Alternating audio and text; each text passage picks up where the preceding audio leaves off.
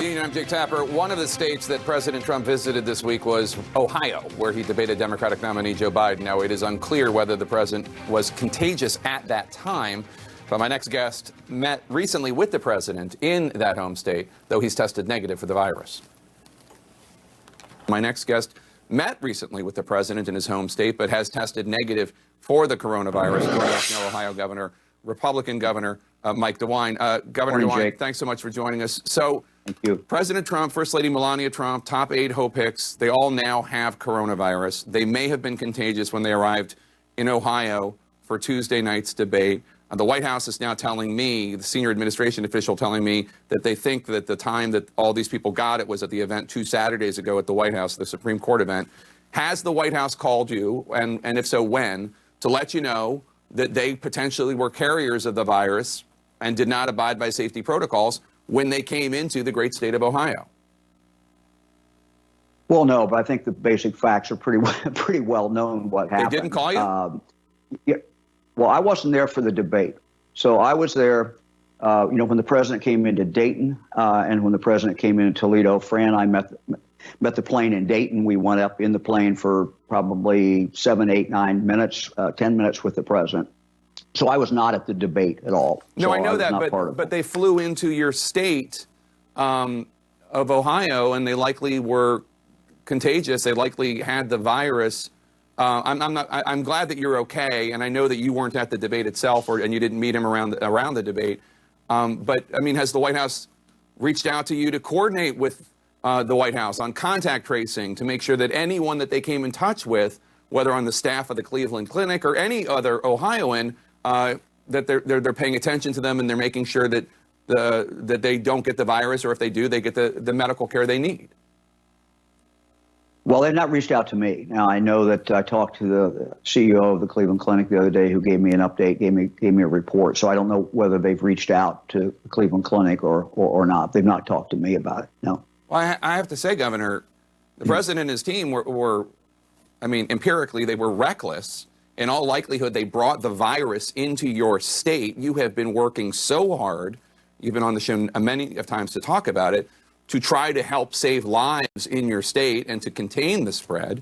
The president didn't get tested before entering the hall, even though he was supposed to. Some on his team turned down masks offered to them by Cleveland Clinic officials.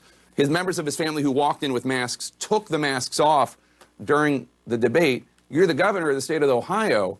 Does it bother you that the president and his team put your citizens at risk? Well, I think it's important what the president has done. The president went to the hospital. That could not have been an easy thing for him to do. I'm sure he didn't want to go to the hospital. He made the right decision. They put up 2 videos of the president talking to the people of this country. I think that is very positive. And I think, look, this is what I said at a press conference I did the other day.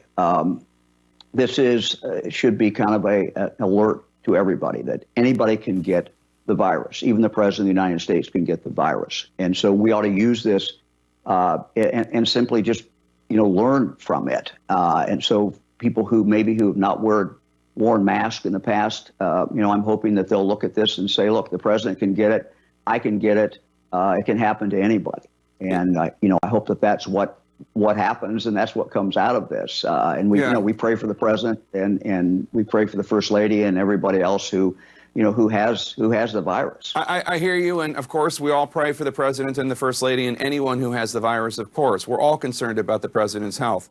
But I'm asking you, as the governor of Ohio, whether you resent individuals coming into your state and recklessly risking the health of the citizens you were elected to protect, whether at rallies, which the president staged and masks were not required and there was no social distancing, or at the debate in Cleveland. Doesn't that upset you? I mean, it's really a pretty simple question. You were elected to protect the citizens of Ohio, and the president and his team were putting them at risk. Look, the president's team recommended people wear masks at these rallies. There were some masks, I believe, handed out. If you saw everybody on the stage behind the president, they were all given masks. They were all told to have the mask on. So, this is something that we've been dealing with, not only in Ohio, but in this country, is that we have people who don't think that they should be wearing a mask. And what we've tried to talk to everyone about is that if you do wear a mask, you're going to cut down this spread, and you're doing it for other people. And so we're going to continue, Jake, we're going to continue to message this and talk about this, because we know it does in fact make a huge difference. It's not. So just it's not just that people I'm not aren't wearing them. Look, it's not just that people aren't wearing masks. The president has been leading the charge, mocking people who wear masks.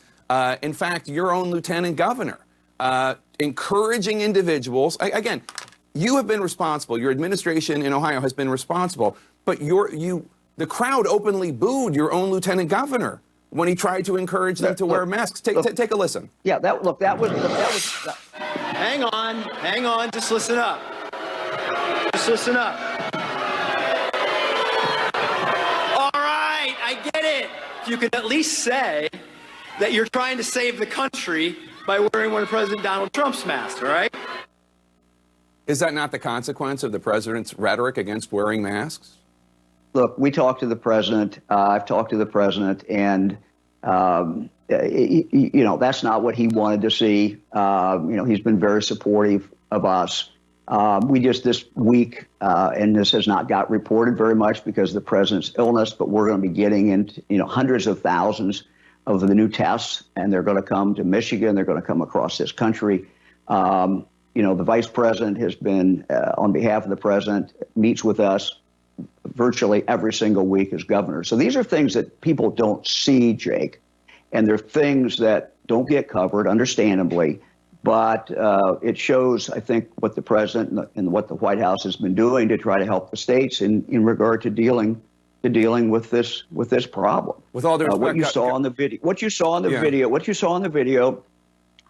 my Lieutenant Governor John Husted was up there talking to a crowd. And look, this was not obviously this is not a generally not a pro-mask crowd. And we have people not only in Ohio but across the country who don't wear a mask. What I hope is that what we've seen with the president is a cautionary tale for people, and people will understand that, look, it can happen to the president, it can happen to you, it can happen to your family, and you wear a mask to help other people. And so if anything good can come out of this tragedy of the president in the White House, we hope just people will look at that and say, we need to wear masks, and this is what we need to do to slow this thing down.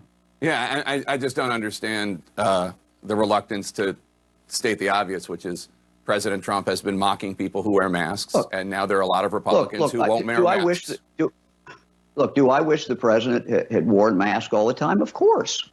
Of course.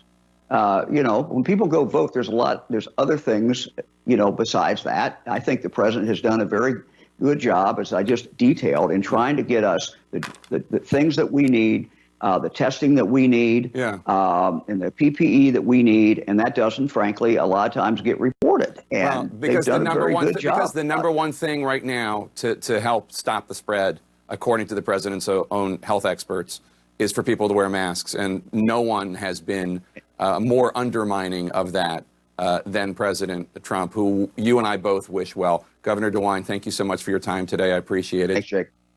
Democratic nominee Joe Biden's campaign has pulled all of its negative advertising after the president's diagnosis this week. His campaign, the Trump's campaign, has not. But Biden himself is back on the trail as he tries to balance expressions of sympathy for the president and the first lady with the obvious point that Mr. Trump's battle with coronavirus is a glaring symbol of Mr. Trump's own spectacular failures. Joining me now, Biden campaign senior advisor Symone Sanders. Symone,